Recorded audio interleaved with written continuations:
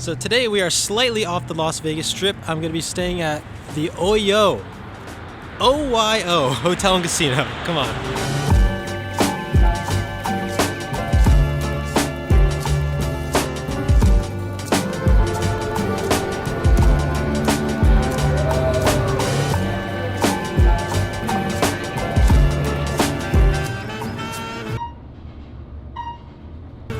Just checked in, heading to the room.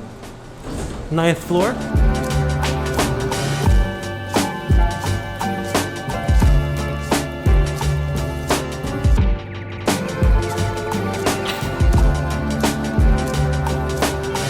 Alright, we made it to the room. I'm going to give you a room tour in a moment, but first let's show you the price. This is what I paid. So for those who don't know, the OYO was once known as the Hooters Hotel Casino from 2006 until 2019, which was when the Hooters was rebranded and turned into the OYO. OYO.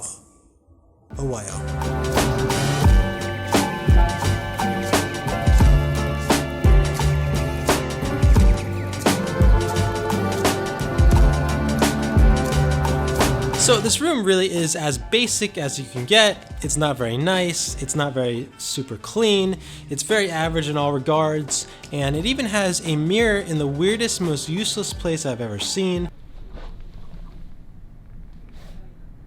What is this? Like, why? I can barely even see my face. Unless you're like 6 feet or taller, that's gonna be totally useless. Room's pretty filthy. Walls are thin as well. But the good news is I saw a lot of cool stuff downstairs, so let's go explore.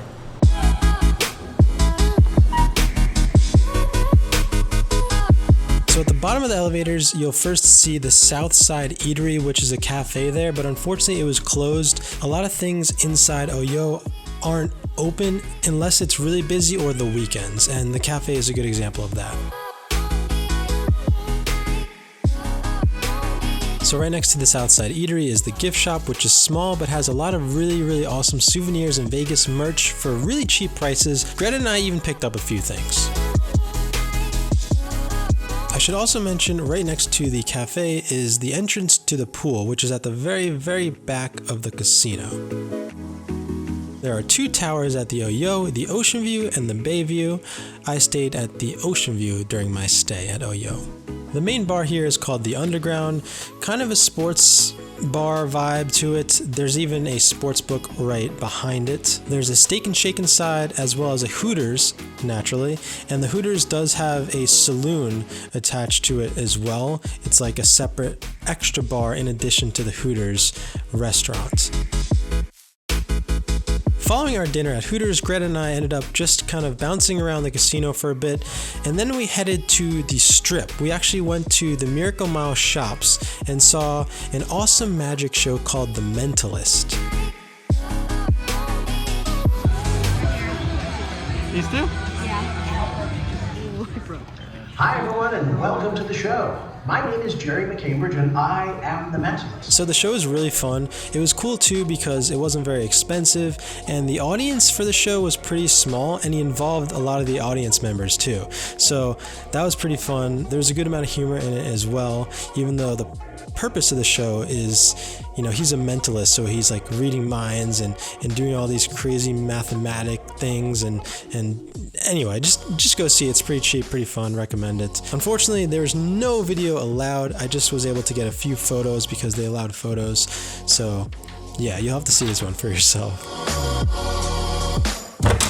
So we just got back from the Mentalist. Unfortunately, there's not too much to do downstairs at OYO, so I figured I'd hop across the street to the MGM and play some poker. It's been a while since I had a poker sesh. It's time to get serious. Kiss this cheek and wish me good luck. Good luck.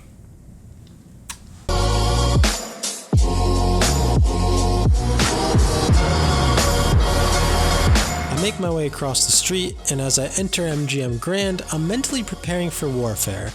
I've only been playing about once a month for the last 6 or 7 months, and for about the last 5 sessions, I've bought in for 200 and left with 0 every single time, so confidence isn't too high right now.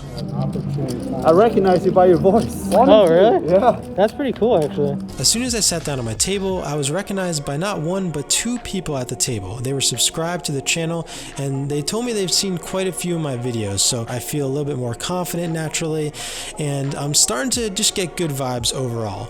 However, the guy sitting right across from me is not impressed. He's looking quite villainous.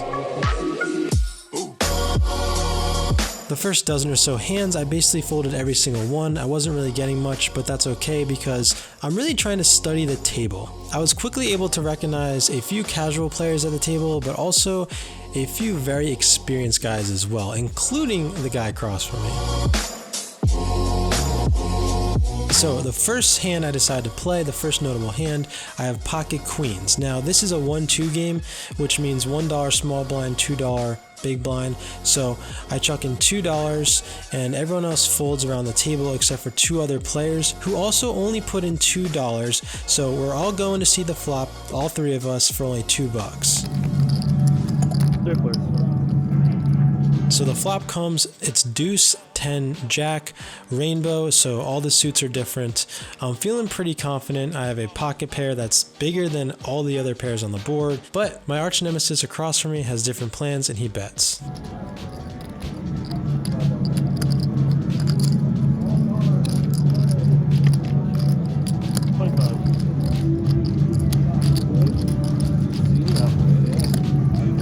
I call the 25, the third player folds, so I'm going heads up against my arch nemesis, who I later find out his name is Eric. The turn comes and it's a 7, Eric is first up, he checks, it comes to me, I bet 30. 30? And Eric calls.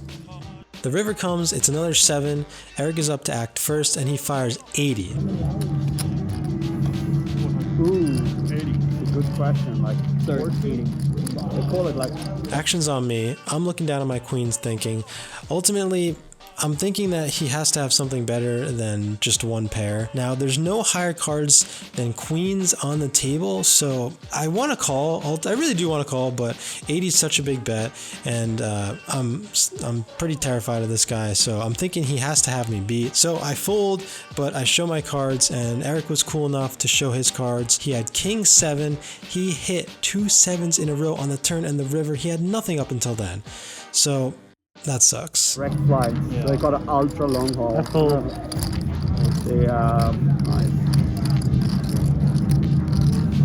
Yeah, the new Airbus can handle that. Yes. Thank you for trying. Yeah. I would stay independent. Next notable hand, I have ace 7. I lose to Eric once again, who had ace king. We both just had a pair of aces, but he had a higher kicker. And the session's running pretty terrible for me. I'm pretty cold. I do win one small pot with pocket kings, but other than that, it's been pretty terrible. I have about 100 chips left when I'm dealt 2 9s, pocket 9s. Eric ends up raising pre-flop. Everyone else folds, so I decide to fire. I decide to take a shot, and I go all in, and Eric calls. All in? Are you filming this right now? I have to ask that. I am filming, yeah. You're filming this? Oh, Yeah. God. I mean, Is this going on your vlog or whatever? if I win, either way. Either way? Alright. I'll take that. That's fine with me. You want to show the cards? Not show the cards. Let's show the cards, yeah. Oh, no, dude. We both decide to reveal our hands. He flips over 2 queens, which is completely destroying my 2 9s at this point, but hopefully I can get lucky. We'll see. Either way, I'm happy to go out swinging. You know, that's just more my style. The flop comes, it's a 6 3 3. No 9 for me. It's looking pretty good for Eric, but then the turn comes. Okay, now 20%. The river comes and it's a deuce, so I secure the win.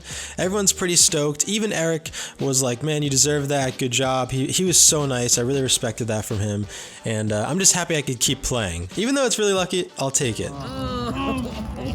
me. You deserve that. I finally beat my arch nemesis. Oh my god. The final and most notable hand, I'm dealt Ace Jack. Everyone at the table folds except for the guy in the position right before me, who bets, I think, 30 or 40, something like that. And I think about it for a sec, and I decide to shove. I put all my chips in, I'm all in. I don't know what to say, bro. 215. This guy was quite the character. He was not happy with this play I made, but ultimately he called. You got pocket jacks over there? You got pocket jacks over there? Call. Probably got pocket jacks. You showing? He's got the goods, Oh, boy. yeah. Show him if you want. He He's got called. the goods, boy. Show for the video. Jacks, He showed. He showed.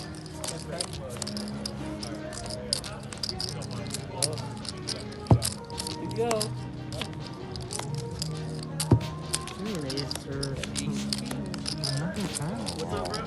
Doesn't raise jack. You got it. Good, dog. Where's that for?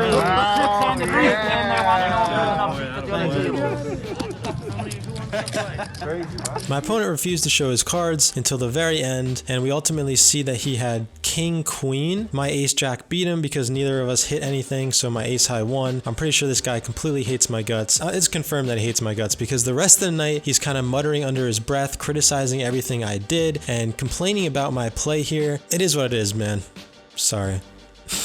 Alright. It's about 4 a.m. I just got back to the hotel room. Overall, it was a great session. I was on the table with some subscribers and some really great guys. I had a great time with them. Overall, I invested 600. I started with 300. I lost it. And I said, nope, not going out like that. Invested another 300. And then I got my stack all the way up to around 5 and change, but then went back to around 4 and change. I left with about $400, about 200 down overall. So not great, but not terrible. It was a really fun night though. Got a little bit of confidence back in the poker game. Honestly, got a little bit of confidence back, so I'll take it. So, to wrap things up here, OYO, I'm glad I was there. Glad I got to explore for the first time, but I can't really recommend staying there. Although it's really, really cheap and it's basically on the strip, I can't recommend it. When I was playing poker at my table, one of my friends, Nash, he said he stayed there a handful of years ago and actually had bed bugs, and he said it was terrible. So I can't really recommend that with a good, clear conscience. But what I will say is that the casino actually is pretty solid. It's got a pretty low-key and kind of relaxed vibe to it,